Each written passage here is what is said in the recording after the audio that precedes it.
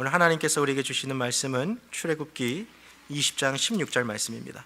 제가 가진 성경으로 구약 성경 113페이지에 있습니다. 출애굽기 20장 16절 말씀입니다.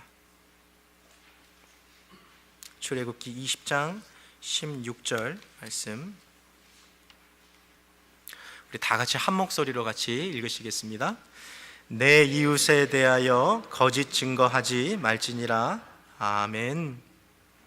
하나님, 오늘 이 시간에도 우리를 한자리로 불러주심은 살아계신 주의 말씀을 우리에게 들려주시기 원함인 줄 믿고 감사를 드립니다. 주께서 이 시간 우리의 마음의 문을 두드리시고 주의 음성을 들려주실 때 하나님의 말씀으로 받게 하시고 무엇보다도 우리에게 필요한 은혜를 공급하시는 이 시간 되게 하여 주시옵소서. 감사드리며 주 예수 그리스도의 이름으로 기도합니다. 아멘. 한 주가 참 빨리 지나갑니다. 엊그제 본 것 같은데 또다시 이렇게 만나니까 한 주가 얼마나 또 금방 가는지 모르겠어요. 우리 또 전후자와 계신 분들 보면서 한번 같이 인사하실 때요, 집사님 오늘 너무 반갑습니다, 잘 오셨습니다, 함께 같이 인사하시겠습니다. 네. 오늘 교회 이렇게 주차장에 와서 차를 주차하고 딱 차에서 내리는데 봄이 왔구나 하는 그런 생각들이 들더라고요. 우리 옆에 계신 분 보고 한 번 더 같이 인사하실 때요, 집사님 이번 봄에도 잘 부탁합니다, 한 번 같이 인사하시겠습니다. 네. 저와 함께 10계명 시리즈를 시작한 게 진짜 엊그제 같은데 벌써 9계명까지 달려왔습니다. 이제 다음 주에 10계명을 하면 이제 모든 시리즈가 완성이 됩니다. 10계명을 우리가 찬찬히 잘 생각해 보면 1계명부터 이렇게 시작되는 내용은 믿음에 대한 내용이었어요. 우리가 누구를 믿을 것인가, 어떻게 믿을 것인가, 또 왜 믿어야 하는가, 이런 내용들을 계속 저희가 다뤄오다가 이제 5계명부터 시작해서는 갑자기 사랑에 대한 이야기로 바뀝니다. 사람들과의 관계에서 우리가 사람들을 어떻게 사랑할 것인가, 살인하지 말라를 통해서 그들의 생명을, 간음하지 말라 그래서 그들의 가정을, 도둑질하지 말라 그래서 그의 재산과 사유재산을 우리가 보장해주는 이웃과의 관계에 대해서 이렇게 이야기해 주죠. 사실 신앙생활이라는 것이 그렇습니다. 단순히 교회에 와서 예배드리고 말씀 보고 기도하는 것이 신앙의 완성이 아니라 이것을 우리의 시작점으로 하여서 우리의 가정에 나아가서, 우리 또 직장에 나아가서 삶의 현장과 일상의 그 자리에서 우리 주변에 있는 사람을 사랑하고 섬기는 것으로서 이 10계명이 완성되는 것이죠. 저와 오늘 함께 나눌 이 9계명은요, 그래서 어떻게 보면 좀 도덕적인 좀 요소들이 많이 있습니다. 그래서 어떤 믿음에 대한 내용보다는 우리 삶에 좀 밀접하게 연결되어 있는 그런 윤리적인 그런 삶의 모습들에 대한 이야기가 많이 있을 테니까요, 오늘 이 이야기를 들으시면서 우리의 삶의 일상생활에서 변화시켜야 할 것들, 하나님께서 혹시 싫어하시는 요소들이 없는지를 오늘 시간 성령께서 들려주는 음성을 통해서 우리가 듣고 그것들을 함께 고쳐나갈 수 있는, 또 새롭게 우리의 마음을 다져나갈 수 있는 시간이 되기를 바랍니다. 지난 1998년 1월 전 세계 언론인들이 저 워싱턴에 있는 백악관을 주목합니다. 당시 미국의 대통령이었던 이 빌 클린턴 대통령과 백악관에서 일하고 있는 모니카 루인스키의 스캔들이 미국 전체를 아주 발칵 뒤집혀 놨어요. 1998년도 혹시 미국에 계셨던 분들 기억나실지 모르겠어요. 그 당시에 이 미국 국민들과 전 세계 사람들이 TV 생중계로 보는 그 시간에 대통령이 나와서 자기의 그 사건에 대한 그 입장을 표명하죠. I did not have sexual relations with that woman, Miss Lewinsky. 이 한 문장, 바로 이 한 문장이 빌 클린턴 자기의 입장을 다 요약합니다. 나는 그 미스 루인스키와 부적절한 관계를 갖지 않았습니다. 이렇게 자기가 했던 걸 모두 다 부인했죠. 그러나 수사 과정을 통해서 빌 클린턴 대통령이 했던 그 모든 말이 거짓임이 밝혀지고 그 모든 그에 대한 모든 그런 것들이 다 거짓이었고 그에 대한 그 의심들이 다 사실로 드러났을 때 미국 국민들과 여론들은 정말 걷잡을 수 없는 분노로 이렇게 들끓어버렸어요.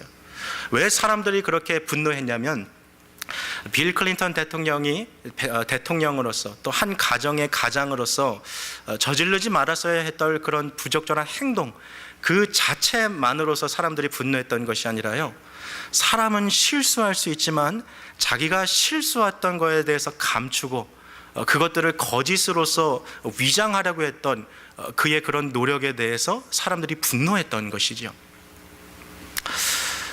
우리 주변에 있는 사람들에 대해서도 사실 그렇습니다. 누군가가 실수하고 잘못한 것에 대해서는 우리가 어찌 보면 이렇게 너그럽게 용서해 줄 수 있는 마음들이 있을 것 같아요. 그러나 실수하고 잘못했음에도 불구하고 자기의 그런 죄들을 인정하지 않고 또 그것에 대하여서 반박할 때 더 큰 분노가 막 이렇게 휩싸이게 되는 거죠. 지금 대한민국 한 주 동안의 이슈들과 뉴스를 보면 지금 광주에서 일어나는 그런 많은 사태들도 결국에는 이와 비슷한 이슈들이 아닐까 싶습니다. 지난 한 주 동안에 제가 이렇게 한국 뉴스를 보면서요, 참 제 마음을 막 너무 씁쓸하게 하고 뉴스를 막 보기 힘들 정도로 만들었던 것은 다른 뉴스가 아니라 바로 그 연예인들의 성접대 보도였어요. 참 입에 담기도 참 너무나도 부끄럽고 쑥스러운 그런 일들을 막 이렇게 자행됐던 것들을 보게 되죠. 그런데 왜 지금 국민들이 왜 이렇게 막 들끓고 분노하고 있습니까? 부와 명예를 누리고 있는 그 공인으로서의 그 연예인들이 그것들을 가지고서 정말 인간으로서 하지 말았어야 할 그 일들을 한 그 사실 자체만으로도 지금 우리가 막 분노하고 있습니다만, 그보다는 일단 혐의가 나왔을 때 그것을 인정하기보다는 그냥 오리발을 내미는 거죠. 소속사를 통해서 공식 입장을 내면서 이것은 거짓 소문이고 전혀 그런 일 없습니다라고 일단은 발뺌을 하고 있다가 나중에 경찰 조사를 통해서 사건의 진상이 드러나면 그제서야 정말 석고대죄하듯이 국민 앞에서 머리를 조아리는 그런 그들의 그런 거짓된 모습에 국민들이 더욱더 분노하고 있는 것을 보게 됩니다. 사실 이러한 거짓된 증거들과 이 위선들이요, 한 공동체 안에 있을 때 그것이 얼마나 많은 관계를 파괴시키는지 몰라요. 오늘 우리가 함께 보고 있는 이 구계명은요, 한 개인에게 하나님이 주신 것이 아니라 믿음의 공동체인 이스라엘 백성들에게 서로와의 관계에 있어서 어떻게 살아가야 할지 그 공동체에게 주신 계명입니다. 생명을 존중히 하고 다른 사람들의 가정을 지켜주고 그의 사유재산을 우리가 보호하는 것, 거기서 끝나는 것이 아니라 한 사람의 인격과 또 그 사람의 가지고 있는 모든 소유에 대해서 그의 명예나 그것을 실추하지 않는 그런 진실함으로 살아가는 것이 대인관계에서 얼마나 중요한지 모르겠어요. 사실 교회도요, 참 누군가가 자원해서 열심히 봉사하기 시작하면 주변에 있는 사람들이요, 그 사람을 이렇게 끌어내리려고 할 때가 많이 있어요. 헐뜯으려고 하는 그런 시도들도 많이 있습니다. 아무도 일하지 않아서 나라도 해야지 하고 좋은 마음과 좋은 의도를 가지고 교회에서 사역하고 열심히 봉사하는데 주변에 있는 사람들이 자꾸 잡음을 일으키는 거죠.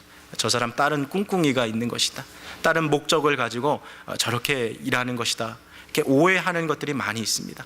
오늘 우리가 함께 읽은 이 구계명, 거짓 증거하지 말라는 것에는 두 가지 의미가 있는데요, 먼저 첫 번째 의미는 법정에 선 증인이 죄가 없는 사람을 억울한 누명을 덮어쓰게 하여서 그가 죄가 있는 것처럼 하는 이런 위증, 반대로 죄를 지은 것이 확실한 사람임에도 불구하고 그가 마치 죄가 없는 것처럼 꾸미는 위증, 이 모든 것을 다 우리가 거짓 증거라고 이야기할 수 있습니다. 그러나 1차적인 의미에서 끝나는 것이 아니라요, 지금 우리 주변에 있는 사람들, 내 이웃에게 피해를 끼치기 위해서 혹은 내 자신의 유익을 위해서 내가 행하고 있는 모든 거짓된 말과 행동을 다 포함하고 있는 것이죠. 남의 뒤에서 험담하는 것들, 또 나쁜 것을 이야기하는 것, 또 사실이지 아닌지 아직 밝혀지지 않았습니다만 지레 짐작으로 그것을 부풀려서 남에게 대해서 좋지 않게 이야기하고 그의 인격을 폄하하는 것, 이 모든 것이 공동체를 지금 파괴시키는 것들이거든요. 사실 교회 안에서요, 이런 정말 구설수와 여러 가지 말 때문에 공동체에서 어려움을 겪고 상처받은 분들도 너무나도 많아요. 신앙생활 하다가 교회를 떠나신 분들을 보면은 대부분 다 사람에게 상처 입은 분들이 많더라고요. 난 교회에 오면 사람들이 좀 다를 줄 알았는데, 세상은 몰라도 교회 다니는 사람들은 좀 착하고 그래도 좀 세상에 있는 일들 없을 줄 알았는데, 교회에 와보니까 여기서 더 남에 대한 험담 많이 하고 뒤에서 남을 비난하고 욕하고 그런 모습들 보면서 사람에게 실망하는 경우들을 우리가 많이 보았다는 거죠. 오늘 이 말씀을 보면서요, 과연 이 거짓이라는 이 주제가 우리의 삶의 일상의 현장에서 얼마나 만연해 있는지를 우리가 좀 한번 살펴봤으면 좋겠습니다. 왜 하나님께서 많고 많은 계명 가운데 오늘 이 거짓 증거하지 말라라는 이 계명을 10계명 안에 집어넣으셨을까요? 그것은 이것이 공동체를 파괴시키며 개인의 영혼을 하나님으로부터 멀어지게 만드는 아주 파괴적인 힘을 가지고 있는 그런 죄라는 것을 우리가 기억해야 할 것입니다. 열왕기상 21장을 보면 이스라엘의 아합이라는 인물이 등장합니다. 그가 하루는 성을 이렇게 거닐다 보니까요, 자기 왕궁 주변에 포도원이 눈에 탁 들어오는 거예요. 저기 저 땅 참 마음에 든다. 나 저 땅을 좀 가졌으면 좋겠다. 수소문에서 알아보니까 그 땅의 주인이 나봇이라는 이름의 사람이었어요. 그래서 사람을 시켜서 나봇에게 이렇게 이야기합니다. 내가 그 땅, 너의 포도원을 좀 갖고 싶으니 나에게 팔아라. 왕이 그렇게 부탁했으니까 어떻게 거절하겠어요. 그런데 율법에 의하면 조상으로부터 물려받은 땅은요, 다른 사람에게 팔 수 없었어요. 하나님이 유업으로 주신 거기 때문에. 그래서 나봇이 비록 왕의 부탁이었지만 그것을 거절하죠. 왕이시여, 이것은 내가 조상으로부터 유업으로 받은 땅이기에 팔 수 없습니다. 근데 이 소식을 들은 왕의 아내였던 이세벨 여왕이 불량배 2명을 시켜가지고요, 위증을 하게 합니다. 이 당시에 유대인의 법이라는 것은요, 그 법이 성립하기 위해서, 그 범행의 사실이 입증되기 위해서 필요한 최소의 증인 수는 2명이었어요. 증인 2명만 있으면 그의 범죄가 성립하는 거죠. 그래서 이세벨 여왕이 2명의 증인을 데리고서 그에게 할 말을 넣어줍니다. 동네 잔치가 열렸고 사람들이 많이 모였어요. 나봇을 상석에 앉혀놨을 때 불량배들이 갑자기 이렇게 말하는 거예요. 우리가 저 나봇이 하나님을 저주하고 왕을 저주하는 것을 분명히 우리의 귀로 들었습니다. 증인이 2명이 성립되자 사람들이 이들의 위증을 진실이라고 믿고 나봇을 성 밖으로 끌어서 그를 돌로 쳐 죽이는 사건이 열왕기상 21장에 기록되어 있어요. 선량한 시민, 하나님의 말씀대로 살아가려 했던 사람이 거짓 증거로, 위증으로 목숨을 잃어버렸던 사건인 것이죠. 여러분, 교회 안에서도요, 이러한 일들이 얼마나 많이 일어납니까? 좋은 의도를 가지고, 좋은 마음 가지고 하나님의 말씀대로 정말 신실하게 살아가려고 열심히 신앙생활하는데 주변에서 자꾸 나를 막 끌어내리는 거예요. 나에 대해서 안 좋은 소문을 퍼뜨리고, 저 사람 꿍꿍이가 있는 것이고 다른 의도를 갖고 있는 것이고, 마치 교회가 자기 것인 양, 자기가 주인인 양 그렇게 행사한다고 막 어떻게 해서든 그 사람에 대해서 오점을 남기고 헐뜯으려고 했던 그런 시도들이 교회 안에서 지금도 끊임없이 일어나고 있어요. 그리고 그러한 시도들 때문에 정말 상처받고 교회를 떠난 중직자들, 그리고 참 신실한 사람들이 우리 주변에 얼마나 많은지 모르겠어요. 하나님은요, 공동체를 파괴하는 이러한 거짓이라는 죄에 대해서요, 하나님은 참 강하게 지금 경계하고 계신 것이죠. 이 하나의 거짓이 영혼을 파괴하고 공동체를 와해시킬 수 있는 그런 파괴적인 영향이 있기 때문인 것이죠. 오늘 본문 말씀 한 번만 다시 보여주실까요? 우리 출애굽기 20장 16절 다시 한번 같이 읽겠습니다. 시작. 내 이웃에 대하여 거짓 증거하지 말지니. 자, 하나님께서 아주 구체적으로 여기 말씀을 주셨어요. 거짓 증거, 거짓말하지 말아라. 법정에 섰을 때 위증하지 말아라. 다른 사람에 대해서 없는 말, 그 지어내서 말하지 말고 뒤에서 험담하거나 중상모략하지 말아라. 이 얘기를 하시면서요, 대상을 주님께서 정해 주셨어요. 누구에 대해서요? 이웃에 대해서라 그러셨어요. 근데 한국 사람은 이 이웃이란 단어를 생각하면 마치 이런 것 같아요. 아파트 옆집에 사는 사람, 우리 동네 주민, 그 사람을 우리가 이웃이라고 이렇게 생각하기 쉬운데, 오늘 본문에서 사용된 이 이웃이란 단어는 히브리어 원어를 보면 친구 혹은 동료 교라는 뜻이 있어요. 아주 가까운 사람이죠. 근데 조금 더 깊게 들어가면 이 단어의 원래 뜻은 식탁에서 나와 함께 같이 밥을 먹고 있는 사람을 의미합니다. 여러분, 우리가 누군가와 함께 식사한다는 거, 그 사람은 나와 정말 친밀한 사이 아니겠습니까? 우리 아무랑 밥 먹지 않습니다. 같이 있고 싶은 사람, 내가 너무 좋아하는 사람, 가까운 사람하고 사실 식탁에 교제를 나누죠. 오늘 그렇게 가까운 우리의 어쩜 보면 가족이나 친구나 동료들에 대해서 거짓 증거하지 말라는 거예요. 거짓말하지 말라는 것이죠.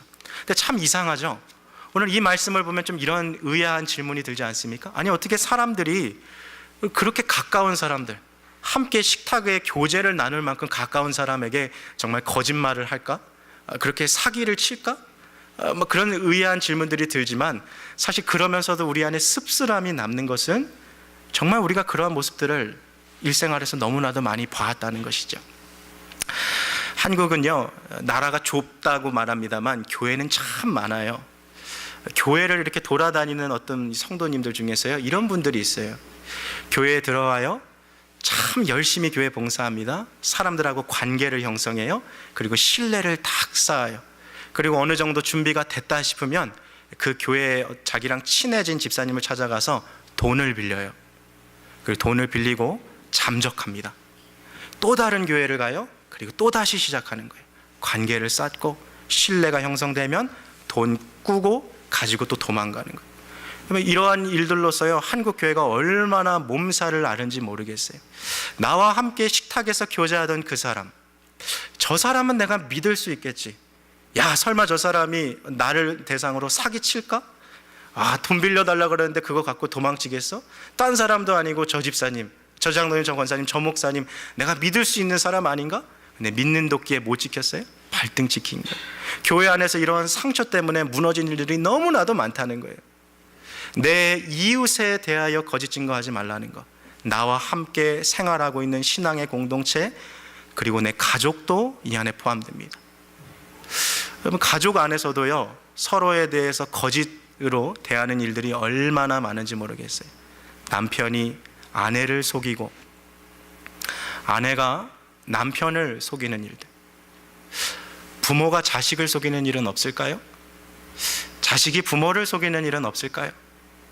형제 가운데서도 유산 문제로서 싸우면서 서로 속이는 일들, 그런 것들도 없을까요? 사실 우리는 가까운 사람들에게 대해서 서로 속이고 또 속는 일들을 많이 보게 됩니다. 지난 2014년도 11월 고속도로를 달리고 있는 승용차에 한 젊은 부부가 타고 있었어요. 마침 고속도로에서 앞에 주정차 되어 있는 8톤 트럭에 이 승용차가 부딪혀서 교통사고가 크게 일어납니다. 이 사고로 인해서 조수석에 타고 있는 그 부부진 그 아내가 즉사하게 돼요. 참 안타까운 것은 그 여인의 뱃속에 7개월 된 이 아기가 있었는데 엄마와 함께 그 자리에서 죽게 된 것이죠. 경찰이 이 사건을 조사하다가 한 가지 참 이상한 점을 발견했어요. 그것은 대부분 이 차가 교통사고를 나면은 그 운전석도 같이 다쳐야 되는데, 차가 찌그러진 것을 보니까 조수석만 완전히 어그러지고 운전석은 거의 멀쩡한 거죠. 그러니까 남편은 경미한 부상을 입고 살아난 거예요. 이것을 이 CCTV를 잘 조사해 보니까 남자가 고의적으로, 남편이 그렇게 했던 거죠. 자기의 아내를, 그리고 그 안에 있는 7개월 된 그 자식을 그 교통사고를 통해서 그렇게 무참히 죽였다는 거예요. 뭔 일인가 봤더니 보험금 95억 원 타려고 그 짓을 했더라고요. 근데 제가 이 사건이 너무나도 인상적이게 이렇게 남은 이유는 제가 너무 경악했던 이유 때문에요. 이 남편이요, 그날 바로 그 사건이 일어났던 2014년도 11월 26일 아내가 교통사고로 죽었어요. 그 안에 자기의 그 7개월 된 자식이 죽었어요. 근데 셀카를 잡고서요, 셀피를 이렇게 찍었어요. 만세! 그게 경찰 조사 가운데 드러났다는 거예요. 너무 경악했어요. 세상에 어떻게 이런 사람이 있을 수 있을까? 인면수심이라는 단어가 막 떠오르더라고요. 정말 사람의 이 탈을 쓰고 있지만 정말 짐승과도 같은 마음. 아니, 짐승도 자기 새끼를 그렇게 죽일 수 있을까? 자기 가족에 대해서 그렇게 할 수 있을까 하는 그런 마음들이 막 뉴스를 보면서 막 너무 경악할 수밖에 없는 거죠. 근데 실제로 우리 안에, 우리 주변에 이런 일들이요, 너무나도 많이 일어난다는 거예요. 한국의 한 3층짜리 빌라에서요, 15세 되는 여학생이 떨어졌어요. 두 다리가 부러졌습니다. 결국 이 여학생이 하반신 마비 판정을 받았어요. 평생 휠체어 타고 다녀야 되는 거예요. 근데 놀랍게도 이 중학생을 그 3층 빌라에서 떨어지도록 뒤에서 민 사람은 그 여학생의 친엄마였어요. 무슨 일인가 봤더니 보험금을 또 타기 위해서 자기 딸을 3층 빌라에서 떨어뜨린 거예요. 밀어서. 다리가 부러졌는데 병원에도 일부러 데려가지 않고 시간을 지체합니다. 그래서 하반신 마비 판정이 나오자 돈을 받는 거죠. 더 경악을 금치 못할 사실은 이 사건의 그 친엄마, 그리고 할머니, 그리고 친오빠까지도 다 개입되어 있었다는 거예요. 너무나도 참 끔찍한 일들이요, 우리 주변에서 너무나도 많이 일어나고 있어요. 지난 2013년도 OECD 가입 국가 중에 대한민국이요, 사기라는 분야에 있어서 전 세계 1등을 기록했어요. 가족이 가족을 배신하고, 가족이 가족을 팔고, 부모가 자녀를 팔고, 부부간에서 남편이 아내를 배신하고, 아내가 남편을 향해서 거짓으로 속이는 일들이요, 이게 남의 나라 이야기가 아니라 지금 우리 주변에서 일어나고 있는 일들이라는 것이죠. 참 먼 사건이 아니라요, 오늘 지금 우리 주변에서도 일어나고 있는 것이라는 것을 우리가 보게 됩니다. 참 지금 이야기만 들어도 인상이 찌푸러지죠. 지금 이렇게 기분 좋은 이야기들은 아닌 것 같아요. 그러나 바로 이러한 이 거짓에 대한 이런 주제들이요, 우리의 삶을 파괴시키고 우리의 공동체를 와해시킨다는 것은 우리가 반드시 기억해야 할 것입니다. 오늘 우리가 살아가고 있는 사회는 그러나 이 거짓말하는 것에 대해서 사실 그렇게 심각하게 보지 않는 것 같아요. 그냥 거짓말하는 거 하나의 처세술 정도로 생각하고 이 세상을 살아가는 지혜로 생각할 때가 많습니다. 근데 그것은 우리 그리스도인들에게도 어느 순간부터 그런 인식이 자리 잡은 것 같아요. 그러니까 10계명을 보면서 6계명 살인하지 말아라, 7계명 간음하지 말아라, 8계명 도둑질하지 말아라, 이거는 좀 중대한 범죄니까 이건 꼭 지켜야지, 안 지키면 나쁜 죄인이다. 근데 뒤에 9계명 거짓말하지 말라, 10계명 탐심에 대한 이것은 이거 누구나 있는 건 아닌가? 이거는 뭐 지어도 그래도 다 어느 정도 사람이니까 다 그렇게 살 수밖에 없는 거 아닌가라고 죄에 대해서 좀 기준을 낮추고 우리가 그것을 바라볼 때가 많다는 거예요. 그러나 이것은 엄연히 우리들의 기준인 것이죠. 여러분, 하나님이 보실 때요, 작은 죄란 없습니다. 살인과 간음과 도둑질은 나쁜 죄고 큰 죄고, 이 거짓말과 탐심은 경미한 죄다, 가벼운 죄다라고 생각하는 것은요, 10계명을 지금 잘못 이해하고 있는 거예요. 살인과 죄가 죽음에 이르게 하는 죄듯이 거짓과 탐심도 죽음에 이르게 하는 죄라는 것을 성경은 이야기하고 있는 거죠. 앞에서 살펴본 이야기처럼요, 거짓으로 사는 것이 자기의 아내를 죽이고 자기의 자식을 죽이는 거죠. 성경은요, 그래서 창세기부터 요한계시록까지 하나님께서 이 거짓하는 것을 얼마나 싫어하시는지를 계속 반복해서 이야기하고 있어요. 오늘 저와 함께 성경을 좀 살펴보실 텐데요, 시편 5편 5절에서 6절 말씀, 우리 두 구절 한번 같이 읽어보시겠습니다. 시작. 오만한 자가 주의 목전에 서지 못하리이다. 주는 모든 행악자를 미워하시며, 6절이요, 거짓말하는 자를 멸하시리이다. 여호와께서는 피 흘리기를 즐기고 속이는 자를 싫어하시나이다. 자, 여기 6절 말씀 보세요. 하나님께서 어떤 자를 멸하신대요? 거짓말하는 자. 하나님께서 거짓말하는 자를 멸하신다라고 말하셨어요. 저기서 멸한다라는 단어는 영어로 destroy라는 단어가 썼어요. God will destroy those who lies. 하나님이 거짓말하는 자를 파멸시키신다고 말하시는데, 여기서 쓰인 destroy라는 단어가요, 여러분 혹시 이렇게 버젓이 서 있는 건물을요, 크레인에다가 아주 큰 그 둥근 철 공을 연결해 가지고 이렇게 흔들어 가지고 때려서 부시는 그런 장면을 보신 적이 있으세요? 건물을 이제 다 부시고 마지막에 이 다이너마이트로 그 흔적도 남지 않게 건물을 폭파시켜서 건물을 와르르 무너뜨리는 거죠. 오늘 본문에 나오는 멸하시리라는 단어가 바로 그런 모습을 지금 이야기하고 계신 거예요. 하나님께서요, 거짓말하는 자를 얼마나 미워하시는지요, 그의 인생을 아예 파멸시켜 버리시겠다는 거예요. 거짓말하는 게 이렇게 무서운 죄라는 거죠.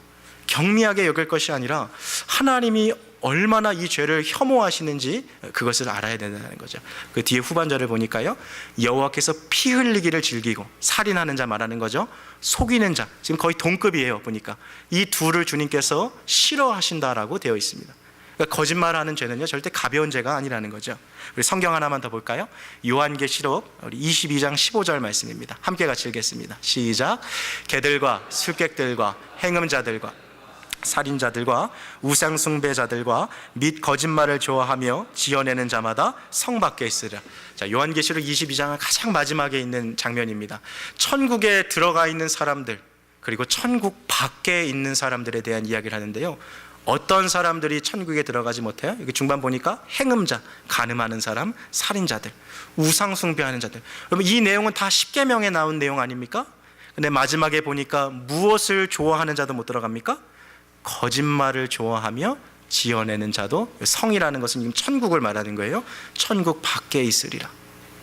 그러니까 하나님이요, 거짓말하는 자들을 얼마나 미워하시는지, 이 거짓이라는 이 주제 자체가 하나님께서 보실 때 얼마나 큰 죄인지를 성경은 계속해서 강조하고 있는 거죠. 그러니까 십계명을 볼 때요, 살인죄는 큰 죄, 간음죄는 큰 죄, 거짓말은 경미한 죄, 이렇게 이해하면 십계명을 잘못 이해하고 있는 거예요. 거짓이란 요소는 살인죄도 죽음에 이르는 죄요, 간음죄도 죽음에 이르는 죄요, 거짓이라는 죄도 죽음에 이르는 죄입니다. 자, 오늘 이 본문 말씀을 보니까요, 아니 목사님, 그러면 우리 중에 누가 천국에 들어가겠어요? 우리 중에 거짓말 안 한 사람이 어디 있겠어요? 이렇게 말하시는 분도 모르겠어요. 어느 나라에서요, 거짓말 잘하는 사람을 뽑는 대회를 열었어요. 그래서 이 참가인들의 한 사람씩 나와가지고 무대에 나와서 이렇게 거짓말을 하는 거죠. 첫 번째 나온 사람이 막 이런 거짓말을 하는 거예요. 저는 거미줄에 동동 매달려 있는 바위를 본 적이 있습니다. 바위가 막 산만했는데 거미줄에 동동 매달려 있더라고요. 심사위원들이 꼼짝도 안 하는 거예요. 두 번째 사람이 나와서 또 얘기합니다. 저는 두부를 씹다가 이가 부러졌습니다. 막 거짓말을 막 하는 거예요. 근데 심사위원들 또 꼼짝도 안 해요. 세 번째 나온 사람이 나와서 이렇게 말하는 거죠. 저는 태어나서 한 번도 거짓말을 한 적이 없습니다. 누가 1등 했을까요? 세 번째 사람이 1등 했어요. 여러분, 이 거짓말이라는 주제에 있어서요, 정말 우리가 양심의 자유가 있는 사람이 있을까요? 오늘 이 말씀을 보면서 우리가 두려운 이유는 거짓이라는 이 요소가 우리 안에 있음을 우리가 부인할 수 없는 것이죠. 그러나 여기서 우리가 한 가지 더 짚고 넘어갈 것은, 비록 우리 안에 죄악과 거짓된 본성이 있습니다만 이 죄를 예수 그리스도의 십자가 앞에 가지고 나아가서 나의 죄인됨을 주님 앞에 고백하며, 주님께서 내 죄를 위하여서 십자가에 달려 돌아가신 구원자이시오 나의 인생의 주님이심을 믿고 영접하고 받아들인 사람의 죄를 하나님께서 용서해 주신다는 거죠. 우리는 복음으로 천국 들어가는 거예요. 내가 잘나서, 내가 의인이라서, 내가 깨끗해서 천국 가는 것이 아님을 보게 됩니다. 자, 성경은 이처럼 거짓말을 지금 강하게 경계하고 있는데요, 또 다른 이유는, 그것은 거짓이라는 것이 하나님으로부터 나온 것이 아니라 사단으로부터 나온 것이기 때문입니다. 요한복음 8장 44절 한번 보여주세요. 한번 같이 읽겠습니다. 요한복음 8장 44절입니다. 시작. 너희는 너희 아비 마귀에게서 났으니 너희 아비의 욕심을 너희도 행하고자 하느니라. 저는 처음부터 살인한 자요, 진리가 그 속에 없으므로 진리에 서지 못하고 거짓을 말할 때마다 제 것으로 말하나니 이는 저가 거짓말 장이요 거짓의 아비가 되었습니다. 자, 마지막 구절 보세요. 사단에 대해서 소개하는데 이는 저가 뭡니까? 거짓말 장이, 또 거짓의 아비, liar, the father of all lies. 거짓말장이고 거짓의 아비라는 거예요. 사실 하나님께서 천지창조를 다 마치시고요, 이 역사가 시작됐을 때 제일 먼저 거짓말한 존재가 바로 이 사단이지요. 하나님께서요 6일 동안 천지를 창조하셨고요, 심히 보시기에 좋았어요. 그리고 에덴 동산에 인류의 첫 번째 사람이었던 아담과 그의 아내 하와를 만들어 놓으셨죠. 그리고 아담에게 하나님이 말씀하셨어요. 아담아, 너가 이 에덴 동산에 있는 모든 실과는 다 너 마음대로 먹어도 되지만 이 동산 중앙에 있는 무슨 나무요? 선악을 알게 하는 나무, 선악과는 너가 따먹지 말아라. 너가 그것을 먹는 날 너는 반드시 죽을 것이다. 주님이 그렇게 말씀하셨거든요. 창세기 2장 17절 말씀 우리 한번 좀 같이 읽겠습니다. 시작. 선악을 알게 하는 나무의 실과는 먹지 말라. 내가 먹는 날에는 정령 죽으리라 하시니라. 자, 죽는데 어떻게 죽어요? 정령. 이 말은 반드시 죽는다는 거예요. Without no exception, without no excuse. 변명의 여지 없이 너 이거 먹으면 너는 반드시 죽을 거니까 아담아 너 이거 먹지 말아라. 주님께서 주신 말씀이었어요. 그런데 어느 날 이 에덴 동산에서 뱀이 이 아담과 하와를 찾아오죠. 요한계시록을 보면 뱀의 정체는 옛뱀 곧 사단이요라고 밝히 말해주고 있어요. 그러니까 이 뱀은 사단을 말해주고 있는 것이죠. 이 뱀이 와서 하나님의 말씀을 뒤틀어 버려요. 왜곡하기 시작합니다. 우리 창세기 3장 1절에서 5절, 우리 5구절인데요. 한번 좀 같이 보겠습니다. 시작. 여호와 하나님의 지으신 들짐승 중에 뱀이 가장 간교하더라. 뱀이 여자에게 물어 가로되 하나님이 참으로 너희더러 동산 모든 나무의 실과를 먹지 말라 하시더냐. 여자가 뱀에게 말하되 동산 나무의 실과를 우리가 먹을 수 있으나 동산 중앙에 있는 나무의 실과는 하나님의 말씀에 너희는 먹지도 말고 만지지도 말라. 너희가 죽을까 하노라 하셨느니라. 뱀이 여자에게 이르되 너희가 결코 죽지 아니하리라. 너희가 그것을 먹는 날에는 너희 눈이 밝아 하나님과 같이 되어 선악을 알 줄을 하나님이 아심이니라. 아멘. 자, 4절 다시 보여주세요. 뱀이 여자에게 뭐라고 말해요? 야, 너 이거 먹으면 하나님이 죽는다 그랬어? 야, 아니야. 이거 먹어도 너희가 결단코 죽지 않아. 왜 하나님이 이거 금지하셨어? 이거 먹으면 너희가 하나님처럼 될까 봐. 그래서 하나님이 이거 금지하신 거야. 이거 먹어도 돼. 평상시에 이거 먹어보고 싶었지. 무슨 맛인지 정말 궁금했지. 먹어도 아무 탈 없어. 사단이 하나님의 말씀을 뒤틀어 버리고 있는 거예요. 왜곡시키고 있는 거죠. 사단은 처음부터 거짓의 아비고요, 지금도 동일하게 세상 가운데 역사하고 있는 거예요. 야, 하나님의 말씀대로 살아가지 않아도 괜찮아. 안 죽어. 야, 예수 안 믿어도 다 천국 갈 수 있는 거야. 착하게만 살면 돼. 계속해서 하나님의 말씀을 왜곡하고 있는 거죠. 그래서 진리의 말씀이 거짓으로 왜곡되지 않을 수 있도록 늘 하나님의 말씀으로 우리를 채워야 되는 거죠. 이 사단의 거짓을 뭘로 이길 수 있습니까? 하나님의 말씀을 계속해서 되뇌기는 거예요. 아니야, 이거 먹으면 정령 죽으리라고 주님 말씀하셨어. 이 죄가 있으면 하나님과의 관계가 끊어지는 거예요. 나는 너의 속임에 속지 않으리라. 말씀으로 계속해서 채워내는 거죠. 하나님께서 왜 거짓을 싫어하십니까? 이것은 사단의 주된 주특기이기 때문에 그래요. 우리가 교회 와서요, 신앙생활 한다라고 우리 스스로 생각하고 있어요. 나는 하나님의 백성이고 하나님의 자녀다라고 정체성을 갖고 있어요. 그런데 우리 살면서요, 내 주변에 있는 사람들에게 자꾸 습관적으로 거짓말하고 다른 사람 사기치고 그러고 있다면 우리는 하나님의 백성으로 살아가는 것이 아니라 사단의 하수인으로 살아가고 있다는 것을 깨달아야 하는 것입니다. 특별히 자기 마음에 안 드는 사람에 대해서 지나치게 공격적인 발언하는 거, 악의적인 말을 하는 거, 그런 거 거짓 증거가 될 수 있어요. 사실인지 아닌지 확인해 보지 않고 악성, 음해성, 루머를 퍼뜨리는 거, 뒤에서 남 험담하는 거, 이거 아주 치명적인 죄라는 것이죠. 하나님은요, 교회 안에 거짓이 들어오는 것을 아주 강하게 경계하십니다. 앞서도 이야기했습니다만 교회 안에서요, 이 거짓의 요소들이 너무나도 많아요. 참 어떤 교회에서는요, 재정을 맡고 있는 그 재정 담당 집사님이요, 사실 이 재정 담당이라는 것은 교회에서 가장 큰 신뢰를 받고 있는 분 아닙니까? 돈을 맡겨줬다는 것은. 근데 이분이요, 교회 안에서 이중장부를 만들어서 그 안에 있는 돈들을, 헌금을 자기 주머니에 막 넣는 거예요. 이게 뭐 평신도사에서만 일어나는 것이 아니라 어떤 교회는요, 목회자가, 심지어 목회자 안에 사모님이 막 교회 헌금을 막 자기의 그 개인적인 용도로 사용하는 거죠. 이러한 것들이 교회를요, 얼마나 파괴시키는지 몰라요. 교회 안에 있는 거짓된 일들이요, 사람들에게 얼마나 큰 상처가 되는지 모르는 것이죠.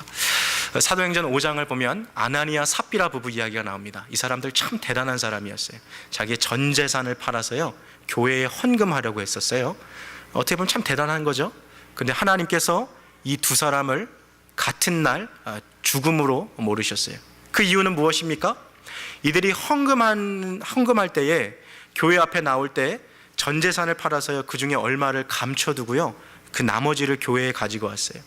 그냥 그것을 그냥 있는 그대로 우리가 전 재산을 팔아서 얼마는 놔뒀고 우리 노후를 위해서 좀 놔뒀고 한 요 정도는 교회에 우리가 바칠 수 있습니다. 이렇게 진실되게 그들이 헌금했다면 누구 하나 그들을 욕하지 않았을지도 모르겠어요. 그러나 그 헌금을 가져오면서 이것은 우리의 전 재산입니다. 우리는 페니 하나, 니kel, 다임 하나 남기지 않고 교회 모든 것 다 드립니다. 교회를 속였어요? 그것은 하나님을 속인 거예요. 하나님의 영인 성령을 속인 거예요. 하나님이 지금 초대교회가 부흥하고 있는 이 시점에서요, 교회 안에 거짓이 들어오는 것을 하나님이 강하게 경계하셨어요. 이들을 죽음이라는 아주 강력한 심판으로 처벌하셨던 것이죠. 교회는 결코 거짓으로 세워질 수 없습니다. 하나님의 나라는 거짓으로 세워질 수 없는 거예요. 그래서 계속해서 교회는요, 우리 안에 있는 거짓된 요소들, 남 뒤에서 흉보고 험담하고 헐뜯고 끌어내리려고 하는 것, 내 안에 양심을 속이고 자꾸 다른 사람들을 내 이익을 위해 사용하려는 것, 그러한 것들을 계속해서 교회 밖으로 몰아내야 될 필요가 있어요. 우리 안에 있는 죄된 모습들이 없는지 계속해서 점검해 봐야 되는 거죠. 오늘 이 자리에 앉아 계신 우리 성도 여러분, 신앙생활 하다 보면요, 우리가 우리 스스로를 점검할 때 이러한 요소들을 많이 점검해요. 내가 지금 봉사하고 있는가 아닌가? 내가 말씀 보고 있는가 안 하는가? 내가 기도하는가 안 하는가? 내가 헌금하는가 안 하는가? 이런 어떤 행위에 하고 안 하고, do or don't를 가지고서 내 신앙의 척도를 판단할 때가 있어요. 그러나 오늘 이 계명은 하나님께서 이 모든 것을 다 내려놓고 먼저 기본이 되어야 할 중심의 질문이 뭔지를 가르쳐주고 계신 거예요. 과연 내가 진실한가? 내가 지금 예배를 드리고 있을 때도 내가 진실한 마음으로 하나님 앞에 예배 드리고 있는가? 내가 봉사하는 나의 이 삶의 자세도 내가 정말 진실한 마음을 가지고서 내가 봉사하고 있는가? 하나님 앞에서 나는 얼마나 진실한가를 보는 것이 더 중요한 거예요. 봉사를 아무리 열심히 해도요, 교회 안에서 거짓된 의도와 마음을 가지고 열심을 내면 오히려 그런 사람들 때문에 교회가 더 분열되고요, 문제가 막 일어나더라고요. 가장 대표적인 사람들이 신약 성경의 바리새인들 아닙니까? 일주일에 2번 금식했어요. 꼬박꼬박 11조 했어요. 오늘날로 말하면 새벽 예배, 철야 예배, 40일 금식기도 다 참여한 사람들이에요. 열심으로 따지면 따라잡을 사람이 없어요. 그러나 그들 안에 있는 거짓된 위선이 예수 그리스도를 십자가에 못 박게 하고 교회를 핍박하게 했던 것이죠. 그렇게 거짓이 무서운 것이라는 것이죠. 오늘 이 주제를요, 좀 동떨어진 주제로 가져가지 마시고 오늘 좀 우리의 일상의 현장으로 좀 가져가 봅시다. 여러분, 우리 가정 안에서도 마찬가지예요. 혹시 내가 지금 내 남편을 속이고 있는 것은 없는지 한번 그것들을 좀 살펴봐야 할 필요도 있을 거예요. 내가 내 아내 몰래 거짓과 부정을 행하고 있는 것은 아닌지 스스로 돌아봐야 하죠. 부부 사이에서도요, 이 돈 문제를 가지고서 서로 속이는 그런 부부들이 많이 있습니다. 부부 사이에서도 그런 문제들이 많이 있더라고요. 그리고 성령께서 깨닫게 하시는 거짓의 죄를 우리가 끊어버릴 필요가 있어요. 그래야 가정 안에서의 친밀함이, 부부 안에서의 그 하나됨이 회복되는 거죠. 가정뿐만 아니라 직장에서도 마찬가지입니다. 내가 회사를 속이고 있는 부분은 없는지, 내가 고용주를 속이고 있는 것은 없는지, 혹은 내가 고용한 내 직원들을 속이고 있는 것은 없는지, 내 직장 동료를 속이고 있는 것은 없는지 우리 스스로를 돌아봐야 됩니다. 내가 근무 시간을 내가 속이고 있다거나, 회사의 그 공적인 돈을 내가 사용 내역을 내가 꾸며가지고 거짓으로 내가 사용하고 있다거나, 고객을 대상으로 내가 지키지 못할 약속을 막 남발하고 있는 거, 이것은 분명 하나님께서 끊어내라고 말씀하시는 거짓의 죄의 내용인 거죠. 그러니까 이 십계명의 이 내용들은요, 그냥 교회 안에서만 지켜질 내용들이 아니라 우리의 일상의 현장에서 우리가 반드시 지켜야 할 그런 내용들인 거죠. 이전에 예수 믿기 전에는 우리의 인생에 많은 거짓이 있었는지 모르겠어요. 그러나 이제 예수님 믿고 하나님의 자녀가 되었으면 변해야죠. 새 사람이 되어야 하죠. 우리 에베소서 5장 8절에서 9절, 우리 두 구절 말씀 좀 한 배 같이 읽었으면 좋겠습니다. 에베소서 5장 8절에서 9절입니다. 시작. 너희가 전에는 이제는 주 안에서 빛이라 빛의 자녀들처럼 행하라. 빛의 열매는 모든 착함과 의로움과 진실함에 있느니라. 자, 지금 사도 바울이 얘기해 줬어요. 내가 예전에는 예수님 알기 전에는 어두움에 살아갔지만, 거짓의 영으로 살아갔지만, 이제는 빛의 자녀답게 빛의 열매를 맺고 살아가라. 그 중에 우리가 맺어야 할 세 가지 열매가 뭡니까? 모든 착함과 의로움과 세 번째가 뭐예요? 진실함이에요. 진실함. 진실되게 살아가는 것이 바로 경건의 척도가 되는 것입니다. 하나님의 백성이라고 말하고 있지만 여전히 거짓말을 밥 먹듯이 하고 뒤에서 남 험담하는 거 즐기면서 그렇게 하고 있다면, 가정에서 배우자를 속이고 회사에 나가서 상사 속이고 동료들의 그 이익을 부당하게 취하고 있다면, 그것은 하나님의 백성으로 살아가는 것이 아니라는 것이죠. 오늘 하나님은 우리에게 진실하게 살아가야 할 그 삶을 권면하고 계십니다. 오늘 이 설교를 들으시고요, 어떤 집사님이 이러한 결단을 했다고 우리 한번 좀 가정해 볼게요. 그래, 오늘 목사님께서 하시는 말씀을 듣고 보니까 내 안에 참 거짓된 것이 많구나. 나도 거짓말을 참 많이 했구나. 그래, 내가 오늘 이 시간부로 내가 거짓말을 내가 하지 않겠노라. 어떠한 상황, 누구를 만나더라도 내가 참말을 하겠노라. 이렇게 결단하고 오늘 친교실로 탁 내려갔어요. 근데 마침 같이 식탁에서 함께 밥을 먹고 있는 어느 집사님이 머리를 새롭게 파마를 탁 볶고 온 거예요. 근데 그 집사님 보면서 집사님 파마했네요? 머리 잘 나왔지? 내가 갑자기 속으로 내가 거짓말을 하지 않으리라, 내가 참말을 하리라 결단했기 때문에 그 집사님 보고서 돈 주고 한 거야? 어디 폭탄 맞았어? 막 이렇게 얘기하는 거예요. 여러분, 지금 이 이야기를 제가 왜 합니까? 진실함이라는 주제에 있어서는요, 반드시 우리가 다루어야 할 주제가 또 하나 있어요. 그것이 무엇이냐면 사랑이라는 주제예요. 사랑이라는 주제. 사실을 이야기하되, 진실을 이야기하되 사랑이 없이 이야기하는 것은요, 상대방에게 상처가 될 수 있다는 것을 우리는 반드시 기억해야 돼요. 주일학교 애들이 예배 끝나고 오는데 얘 한 명을 딱 붙잡고, 어머, 얘 너는 왜 이렇게 코가 돼지코처럼 생겼니? 너 아버지랑도 똑같이 생겼다, 얘. 그러면 이렇게 말하는 것 자체가요, 우리가 그 언어를 잘 보자는 거예요. 진실된 것을 진짜 자기가 표현한다는 것이요, 그것이 꼭 덕이 된다는 것이 아니에요. 또 하나 예를 들어볼게요. 한 어머니가요, 자기 애를 데리고서요, 집에 식당에 갔어요. 식당에서 고기 불판을 놓고서요, 맛있게 갈비를 막 굽고 있는데요, 이 엄마가 밥을 먹는데 고기는 안 먹고 시금치 반찬, 콩나물 반찬, 김치랑 이렇게 밥 먹는 거예요. 그러니까 반대편에서 맛있게 갈비를 먹고 있던 이 애가 갑자기 그 엄마를 물끄러미 쳐다보고, 엄마 고기 안 먹어? 물어보는 거예요. 이 엄마가 애를 보고 이렇게 말하는 거죠. 엄마는 배불러, 너 많이 먹어, 이렇게 말했어요. 그럼 엄마도 갈비 좋아할까요? 안 좋아할까요? 네. 어머니도 한번 얘기해 보세요. 갈비 좋아합니까? 안 좋아합니까? 좋아해요. 네, 좋아해요. 근데 그렇게 말했다고 그게 거짓말입니까? 아니에요. 그것은 거짓말을 우리가 보지 않아요. 제가 말하고자 하는 의도를 아시겠죠? 진실이라는 것은요, 반드시 그 안에 사랑이 담길 필요가 있는 거예요. 오늘 거짓 증거하지 말라는 이 계명은요, 단순히 우리 입에서 나오는 말이 참된 정보냐 거짓된 정보냐 이것을 말하는 것이 아니라 10계명의 본래의 하나님께서 이루고자 하신 그 계명을 완수하시기 위한 거예요. 10계명의 기본적인 그 요약이 뭡니까? 하나님 사랑, 그리고 뭐예요? 이웃 사랑인 거예요. 이웃 사랑. 거짓 증거하지 말라는 것은 우리가 말하는 거, 우리가 행동하는 그것들을 통해서 우리 주변에 있는 이 이웃, 나와 함께 식탁 교제를 나눈 나와 가족과 친구들과 동료들에게 사랑을 실천할 수 있는 그 삶을 살아가라는 것이 이 계명의 완성이고 목적인 것이죠. 진리는 반드시 사랑을 담아야 합니다. 그래야지 이 계명이 완성될 수 있는 것입니다. 오늘 말씀을 맺겠습니다. 하나님은 진리의 하나님이십니다. 우리의 삶 속에 거짓말로 남을 속여오거나 내 자신의 이익을 위해서 거짓된 행위를 이어오던 것 우리 안에 혹시 있지는 않을까요? 오늘 이 시간을 통해서 말씀 시간에 성령께서 우리에게 깨닫게 해주신 죄가 있으면 이 시간에 돌이키시고 또 회개할 수 있는 시간이 되기를 바랍니다. 거짓을 버리고 진실하게 살아가되 그 안에 사랑을 풍성하게 담으십시오. 하나님께서 그렇게 살아가는 자에게 반드시 풍성한 은혜를 부어 주실 것입니다. 우리 지금 함께 같이 기도하시겠습니다.